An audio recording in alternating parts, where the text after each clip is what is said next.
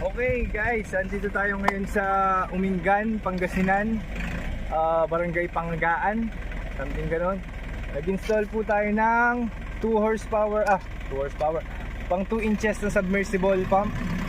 Ayan, dito pre, pakita natin. Ang deep well nila dito guys is 2 inches lang. So, yung kinabit natin na submersible dito is yung pinaka baby size or yung pinaka maliit na submersible pump. Ang output lang ng submersible pump na nilagay natin dito is 3/4. Ayun, tara, tingnan natin dito.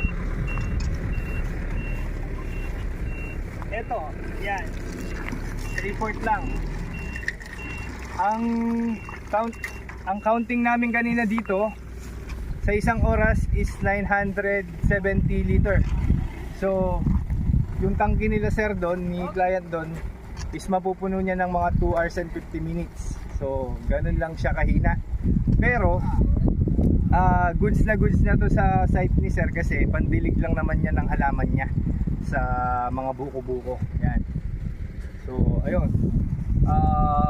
Yung solar panel natin, 2 piraso lang yan. Tapos, ito yung controller natin. Ayun yung controller natin.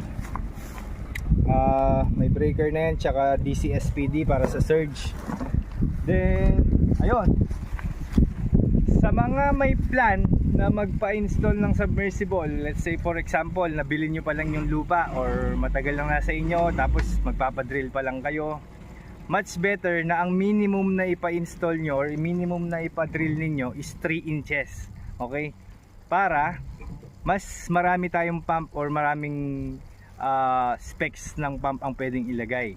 Actually, kapag 3 inches siya, pwede tayo makapagpalabas ng 1 inches or 1 and 1/4.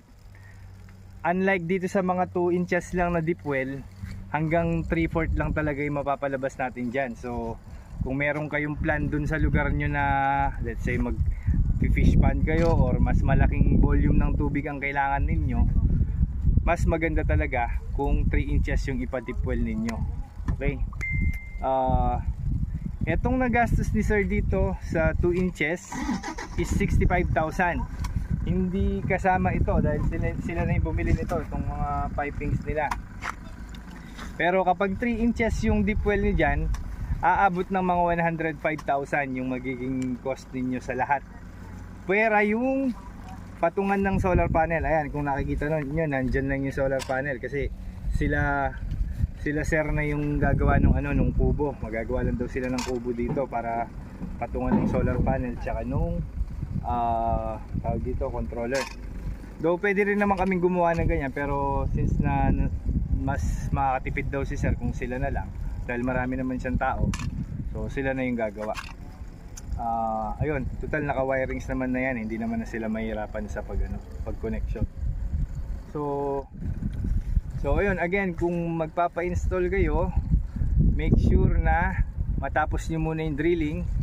Kailangan na maging successful muna yung drilling ninyo or yung water source ninyo para malagyan natin ng submersible. Tapos, para malaman ninyo kung submersible ba yung ilalagay sa site ninyo, simple lang naman ma-identify yon. Basta lumagpas na po kayo sa 3 tubo ng casing or yung mismong tubo na binabaon, kapag lagpas na sa 3 tubo, automatic po yan submersible na yung nilalagay namin. Ayun. Pero kapag mga 1 tubo lang naman or 2 tubo lang, ibig sabihin mababaw lang yung lupa sa inyo, so hindi na natin gagamitan ng submersible yon. Pwede na natin kabitan ng surface pump kasi yung surface pump mas malakas na nun yung pwede nating may produce na tubig. Ang problema lang sa surface pump, hindi siya nakakapagtulak ng malayo.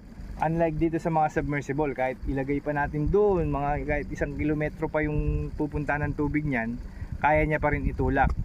Unlike dun sa mga surface pump, kung nandito yung pump, nandyan lang dapat banda yung pupunta ng tubig. So yun ang advantages nila. Pero malakas yung flow nung pump na surface, unlike dito sa mga submersible. So ayun, ang total pala na lalim nitong ginabit namin dito is 23 meters. So nasa 23 meters yung pump natin. Actually, ang nag-expect nga kami na dapat nasa 46 meters yung lalim nito. Kaso sumagad na siya. So ibig sabihin baka hanggang dun lang talaga yung ano, yung butas nung deep well nila. So ayun, what else? Mainit na guys, medyo nawawalan na ako ng idea kung ano pa yung mga kailangan natin sabihin. Ano ba? Yung solar panel, dalawang 550 watts to. Ang power ng pump natin dito is 0.5 horsepower or nasa 400 watts yung pump, ano natin, yung submersible pump.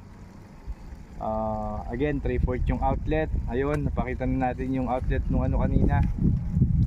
So what else? Ayun lang. Kung meron po kayong tanong na hindi ko pa nasagot, comment lang kayo dyan sa comment section. Mare-reply naman po natin yan kapag po kaya natin. Minsan kasi sabay-sabay kaya natatambakan na.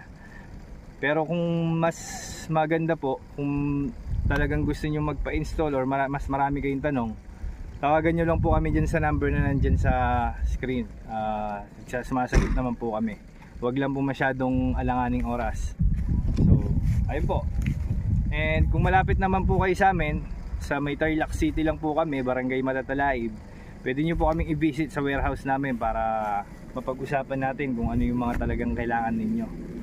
Kung let's say magpapadrilling pa lang kayo at wala pa kayong idea kung ano yung mga kailangan gawin or kailangan gastusin, free lang po yung ano namin, yung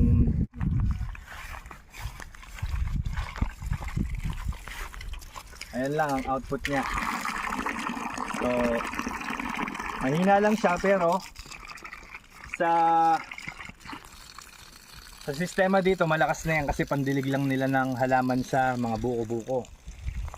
Dati ang ginagamit nila dito itong bomba na ano, cylinder type. Ayan o, cylinder type. Ito ano lang, medya lang to. Kawawa yung caretaker dito kasi bomba siya ng bomba.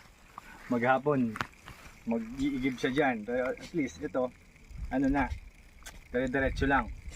Ang production nito, ang na-count namin na production nito is na at least 950 liter per hour.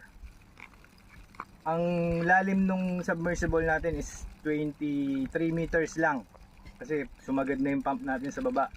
I don't know, pero ang alam nung client dito is dapat 46 meter yung lalim, 23 meters lang sumagad na yung pump natin. So good thing naman is hindi naman nawawala ng tubig, dire-diretso naman.